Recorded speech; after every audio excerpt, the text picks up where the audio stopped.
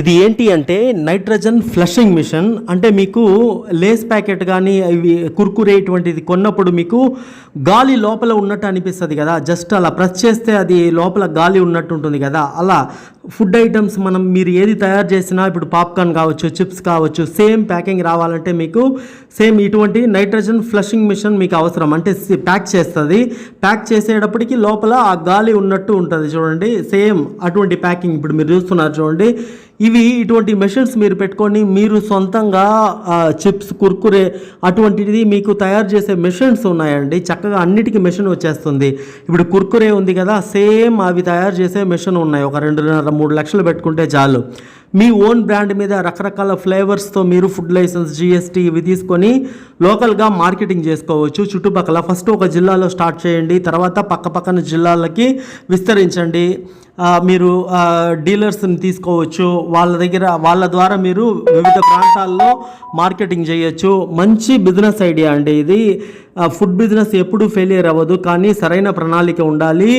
Investment కూడా first తక్కువ ఇన్వెస్ట్మెంట్తో మొదలు పెట్టండి. మిషన్స్లో ఏది తక్కువ రేటు ఉన్నాయి, 2-3 రకాల మిషన్స్ చూడండి, ఓకేనా.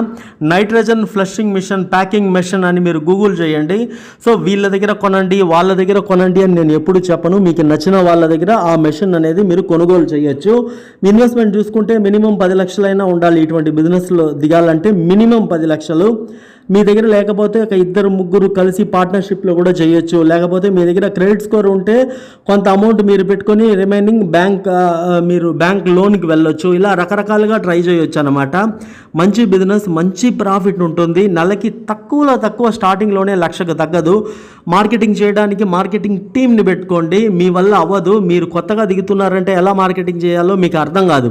ఫుడ్ ఫీల్డ్లో మంచి మార్కెటింగ్లో అనుభవం ఉన్న వాళ్ళని జీతానికి పెట్టుకుంటే వాళ్ళు ఆర్డర్స్ అనేది ఏ విధంగా పట్టుకోవాలి, ఏ విధంగా మార్కెట్లో మీ ప్రోడక్ట్ని ముందుకు తీసుకొని వెళ్ళాలి అనేది మొత్తం వాళ్ళు చూసుకుంటారు, వాళ్ళ టీం. కనుక మంచి ప్రణాళికతో మీరు గ్రౌండ్ రీసెర్చ్ చేయండి ఫస్ట్, తర్వాత ఈ బిజినెస్లో ముందడుగు వేయండి. మంచి బిజినెస్ అయ్యండి, దాంట్లో మాత్రం ఎటువంటి డౌట్ లేదు.